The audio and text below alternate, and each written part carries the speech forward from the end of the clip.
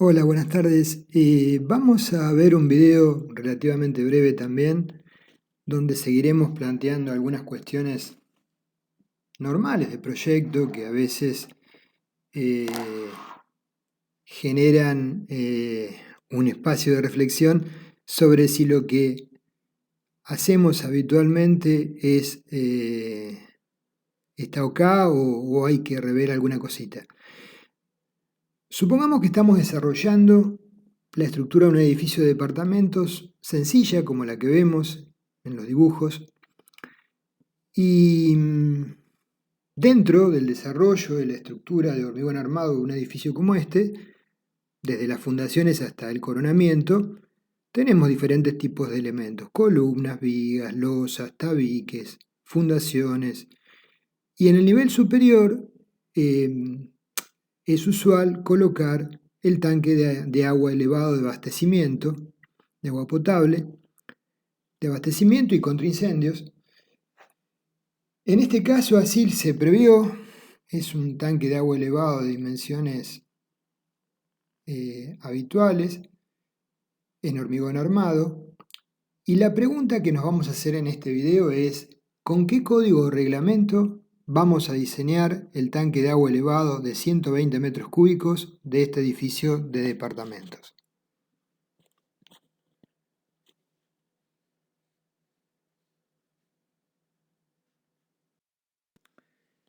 Entonces nos encontramos diseñando la estructura de hormigón armado de un edificio de departamentos relativamente simple. La ciudad no está ubicada en una zona de sismicidad, por lo tanto las acciones de sismo no son una situación a contemplar. Tendremos que incorporar naturalmente el análisis de carga, peso propio sobre cargas y la acción del viento, sí, naturalmente. Aplicamos para el diseño del reglamento CIRSOC 201-2005 para nuestro ámbito Argentina o el código ASI 318-2019 en países de nuestro continente, los países cercanos, amigos, para su diseño. ¿Qué les parece? ¿Sería correcto esto? Me refiero a la integridad del edificio. ¿Sí? Reflexionamos unos segundos sobre la pregunta. A priori pareciera no haber nada raro en esto. Estamos levantando un edificio de departamentos, como ya les dije, totalmente común en zona urbana, en hormigón armado, con las técnicas habituales de la construcción.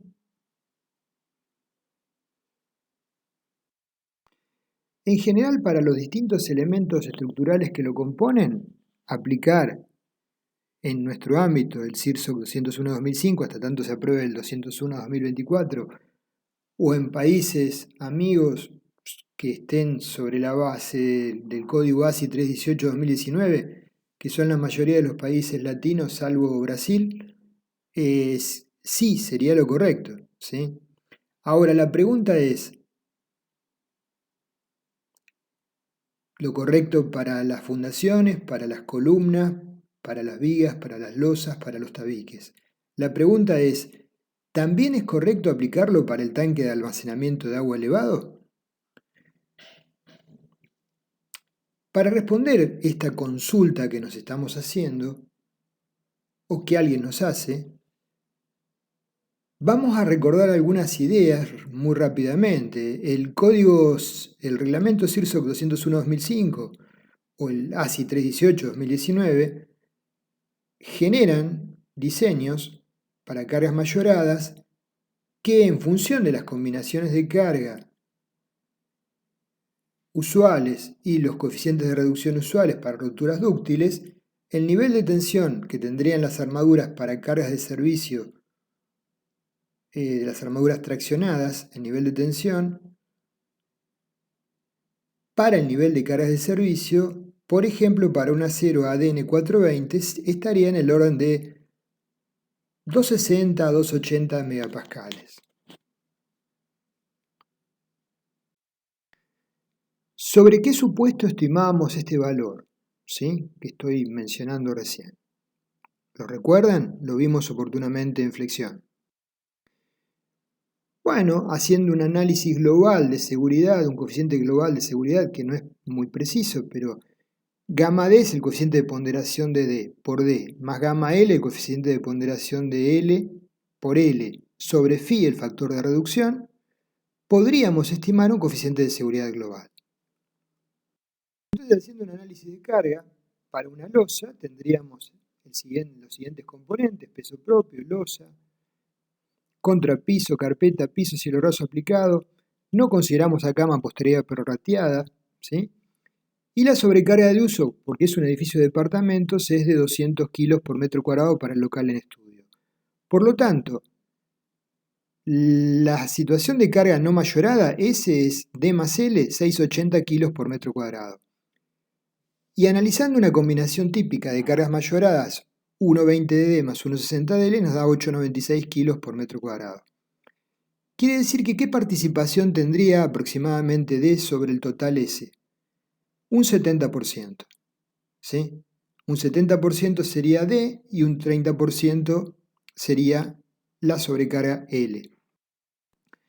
Entonces, si volcamos sobre este coeficiente de mayoración ponderado, de seguridad ponderado, estos valores, 1,20 por 0,7 de D, más 1,60 por 0,3 de L, 1,60 es el coeficiente de mayoración de L y 1,20 de D. D es peso propio, L es sobrecarga.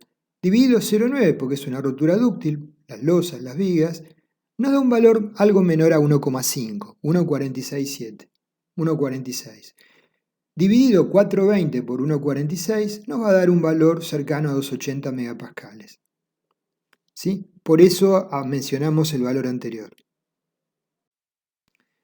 Por lo tanto, con los requisitos que establece el CIRSOC 201-2005 o el Código ASI 318-2019, si bien no lo dice, ¿sí?, si bien no lo expresa, el espesor de fisuras potencial a obtener estará en el orden de 0,40 milímetros si todo lo demás lo hicimos bien. ¿Sí? Volviendo a nuestra pregunta inicial, ¿este valor es razonable para un elemento de contención de líquidos como el tanque de agua elevado que tengo que diseñar, que forma parte de la estructura del edificio? ¿Sí?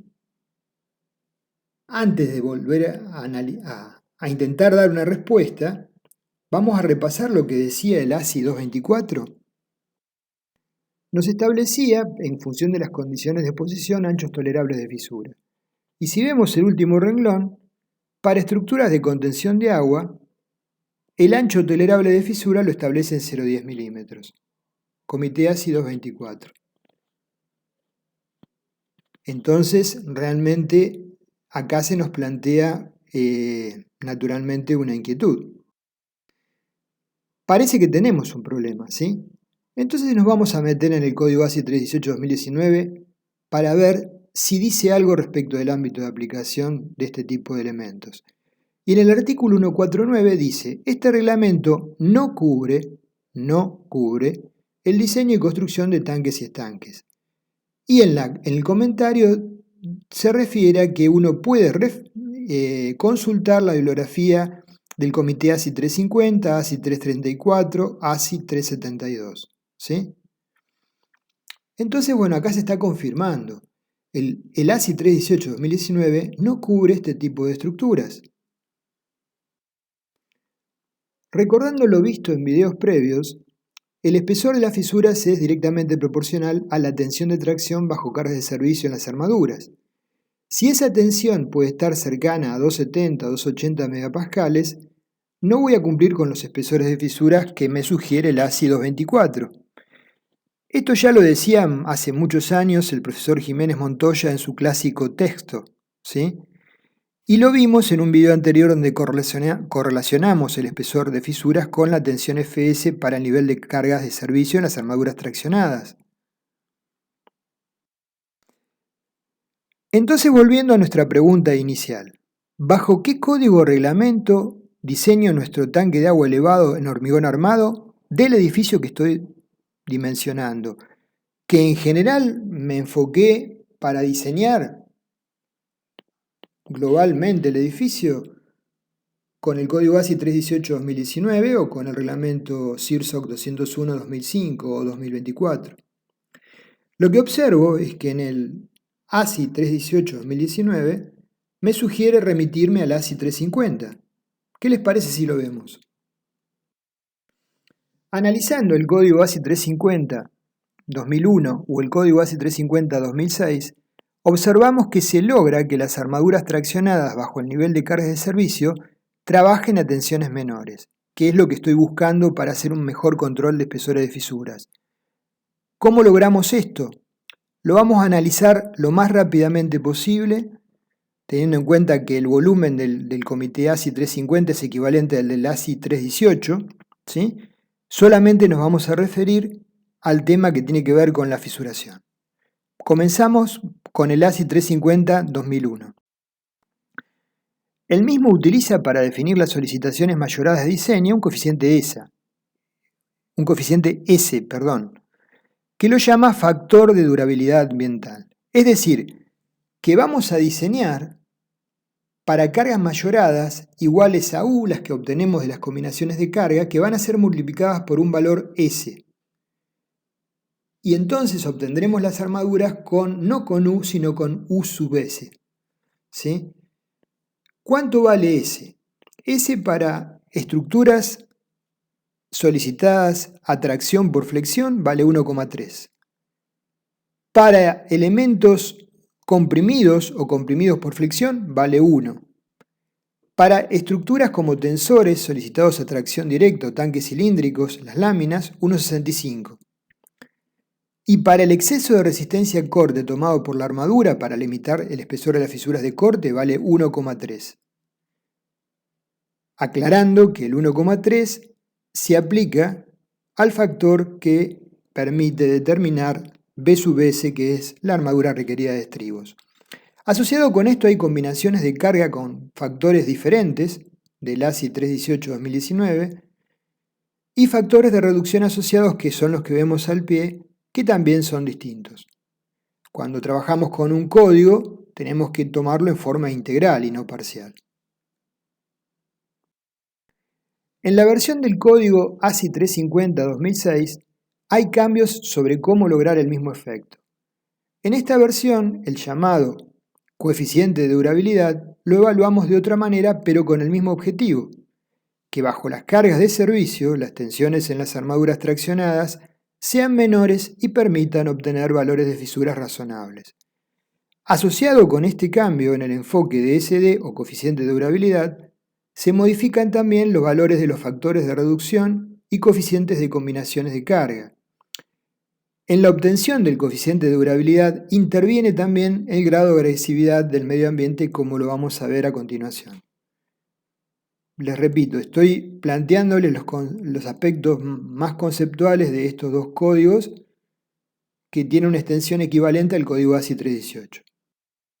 Entonces, este factor SD es igual al factor de reducción de resistencias por la tensión de fluencia del acero FI sobre gamma, que es un coeficiente que se obtiene carga factorizada sobre carga sin factorizar, ¿sí?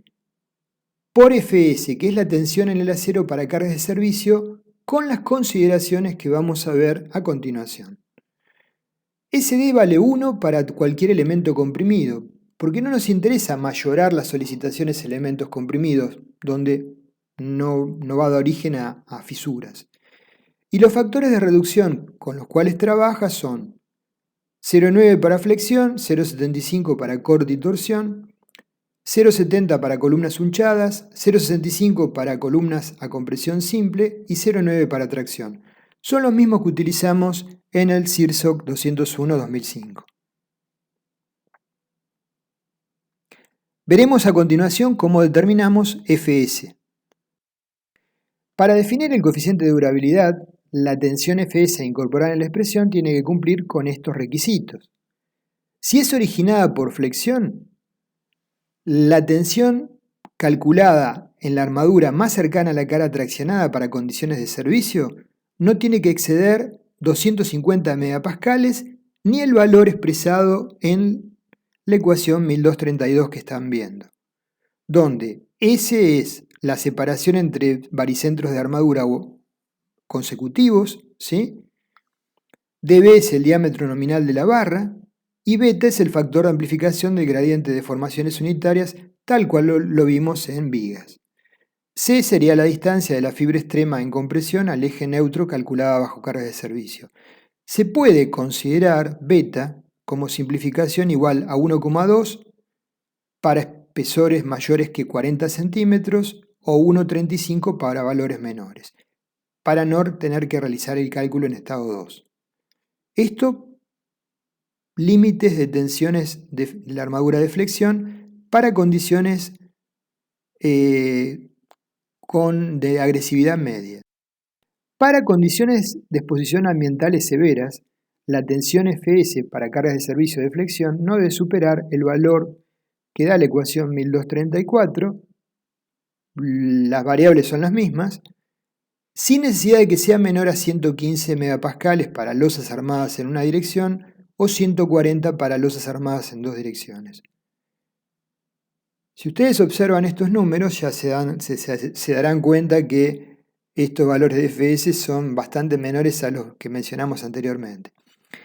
Respecto de las tensiones por tracción directa o esfuerzos anulares de tracción, para condiciones medioambientales normales, Fs es 140 megapascales y para condiciones severas, 115 megapascales. Y respecto a tensiones de corte Fs sobre las armaduras para condiciones medioambientales normales, Fs vale 165 megapascales y para condiciones medioambientales severas, la tensión de corte sobre las armaduras Fs se adoptará a 140 megapascales en la expresión del coeficiente de durabilidad. Esto viene asociado con las combinaciones de cara que estamos observando, ¿sí? Y con las restricciones en cuanto a la resistencia mínima del hormigón y máxima relación agua-cemento que establece la tabla siguiente.